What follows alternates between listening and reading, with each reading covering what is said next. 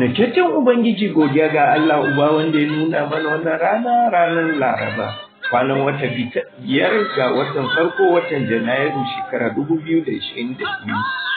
Mun shiga yadda ake magance dutse kashi na uku. Yadda ake magance dutse kashi na uku, karatu na daga Joshua Sura 6 aya 1 zuwa 20. Joshua Sura 6 aya 1 zuwa 20. Aka rufe Yeriko ciki da waje, ba mai fita ba mai shiga saboda Isra'ila. Ubangiji ya ce wa Joshua, duba na ba da Yeriko da sarkinta da kuma jarumawanta a hannunka. Kai dai dukan mayaka za ku zagaya birnin sau ɗaya kowace rana har kwana 6. Sai firistoci 7 su rike kahonin raguna a gaban akwatin alkawari. Amma a rana ta 7 za ku zaga birnin sau 7. Firistoci su yi ta busar kahoni. Sa'ad da suka tsawaita busa kahoni, sai dukan jama'a a sa su yi ihu da babban murya. Garun birnin kuwa zai rushe tun daga tushinta, sai mutane su haura, kowanne ya nufi inda ya fuskanta sosai zuwa cikin birnin. Joshua ɗan Nun kuwa ya kirawo firistoci ya ce musu, ɗauki akwatin alkawari. Sa'an nan firistoci 7 su ɗauki kaho 7 na raguna su wuce a gaban akwatin alkawarin Ubangiji. Ya kuma cewa jama'a, ku wuce ku zaga birnin, masu makamai kuma su wuce a gaban akwatin Ubangiji. Kamar yadda Joshua ya umurci jama'a, firistoci 7 waɗanda suke rufe da kaho 7 na raguna a gaban Ubangiji suka wuce gaba, suna busawa akwatin alkawari na Ubangiji yana biye da su. Mu shiga 11. Ya kuwa sa akwatin Ubangiji ya zaga birnin, aka zaga da shi sau 1, sa'annan suka komo zango suka kwana. Sai Joshua ya tashi da sassafe, firistoci suka ɗauki akwatin Ubangiji. 14. A rana ta 2 kuma suka zaga birnin sau 1, sa'annan suka komo zango. Aka suka yi ta yi har kwana 6. A rana ta 7 kuwa suka tashi da sassafe, suka yi sammako, suka zaga birnin yadda suka saba yi har sau 7. A wannan rana kaɗai ne suka zaga birnin sau 7. A zagawa ta 7, sa'ad da firistoci suka busa kahoni, sai Joshua ya ce wa jama'a, ku yi ihu, gama Ubangiji ya ba ku birnin. 20. Jama'a suka yi ihu, aka busa kahoni. Nan da nan da jama'a suka ji muryar kaho, suka yi ihu da babbar murya, sai garun ya rushe tun daga tushinta. Jama'a kuwa suka shiga birnin, kowanne ya nufi inda ya fuskanta sosai, suka ci birnin. Bari Allah Ubangiji albarkaci karatunsa, amin. Ayar tunawa har yanzu tana daga inda muka yi karatu, Joshua Sura 6 aya 20. Joshua Sura 6 aya 20.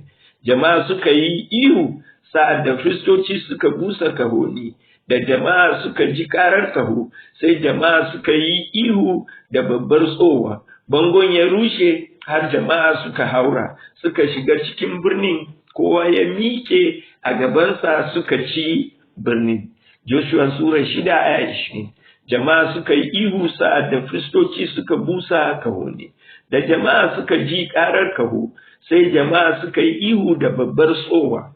Bangon ya rushe har jama'a suka haura, suka shiga cikin birnin, kowa ya mike a gabansa suka ci birnin. Bari Ubangiji Allah ya ba da fahimta, amin. Maganta yadda za a maganta tsauni ko dutse kashi na 3. Kaunataccen Ubangiji, a yau za mu ci gaba ne da tattaunawa kan yadda za mu magance tsaunuka. Kwana 2 da suka wuce mun ga hanyoyi daban-daban, yau za mu samu ƙari. Kaunataccen Ubangiji, tsaunukan nan waɗanda ke nuna alamomi na kalubale da muke fuskanta ne a cikin rayuwa. A taikace za mu ƙara bincika wasu hanyoyi na maganta wa'annan tsaunuka. Na ɗaya da za mu gani a yau shine za mu iya magance duwatsu ko tsaunuka ta wajen busa su, wato a fura iskan ya ɗaga dutsen ya kawar da shi. Kamar yadda muka gani a karatun littafi mai tsarki na yau daga Joshua Sura 6 aya 1 zuwa 20. Joshua Sura 6 aya 1 zuwa 20. Littafi mai tsarki ya ce Yeriko, wadda ita ce mashigar ‘ya'yan Isra'ila zuwa ƙasar alkawari, an kulle ta daga gare su, hakan kuma ya hana su tafiya zuwa ga kadararsu. Kaunataccen Ubangiji, ‘ya'yan Isra'ila na tafiya ƙasar alkawari, amma ba su da wata hanya, dole ne su wuce ta cikin Yeriko. Yerikon kuma ga ta nan an rufe ta, an hana su shiga, an hana su wucewa. Don haka sai ya zamanto musu babban tsauni ne ko dutse da suke fuskanta. Kaunataccen Ubangiji, ganuwar Yeriko tana da faɗi, tsaban faɗinta har ma an gina gidaje a kan wannan bene ko ganuwar.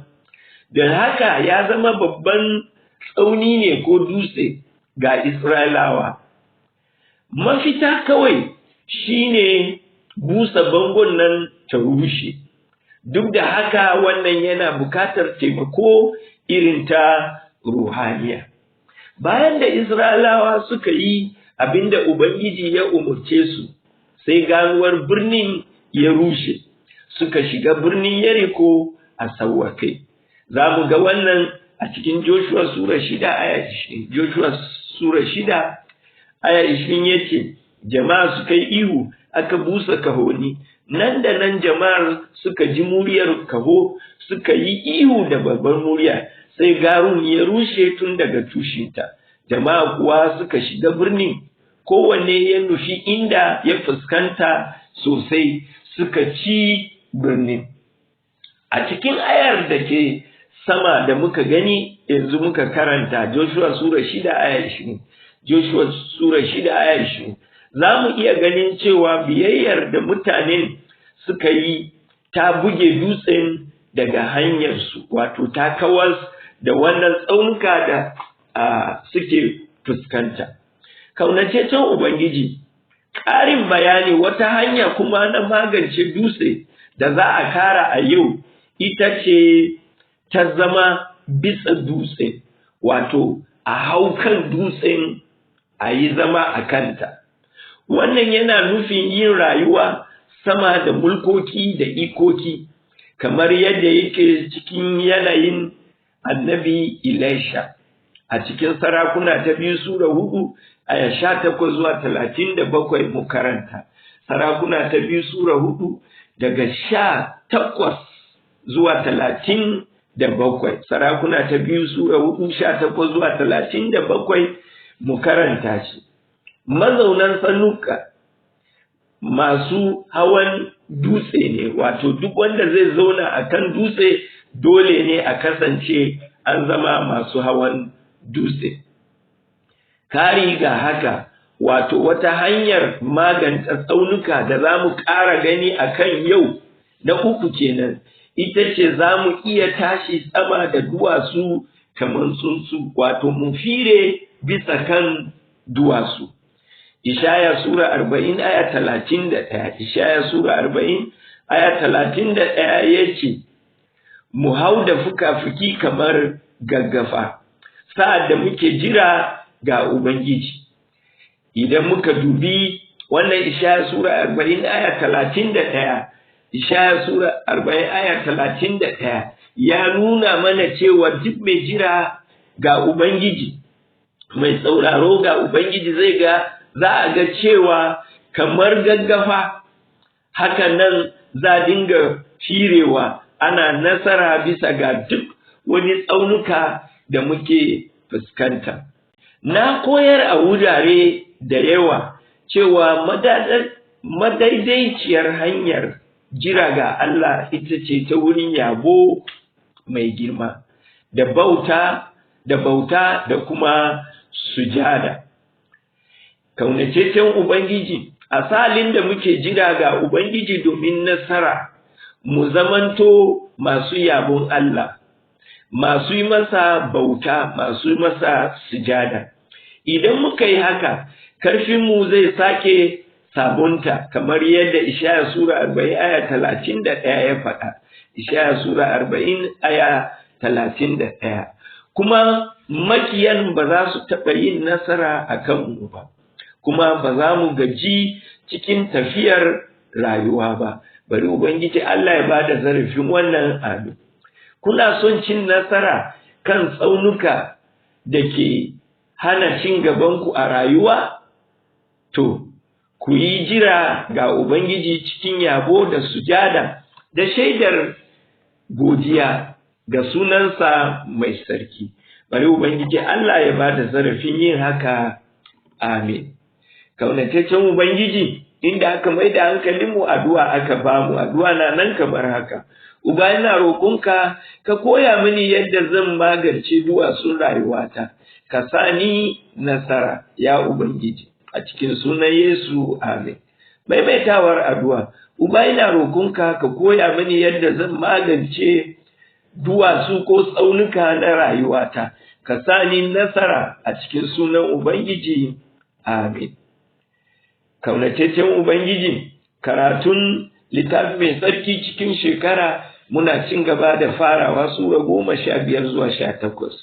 Karatun littafi mai tsarki cikin shekara muna cin gaba da farawa Sura 15 har zuwa 18. Kaunataccen Ubangiji, godiya ga Allah Uba wanda ya bamu zarafi muka ji kalmarsa a yau. Bari Ubangiji Allah ya sa wannan rana ya zama mai albarka, mai alheri, mai wadata. Sai kuma gobe idan Allah Ubangiji ya kai mu, za mu sake jin wata fassara. Salam.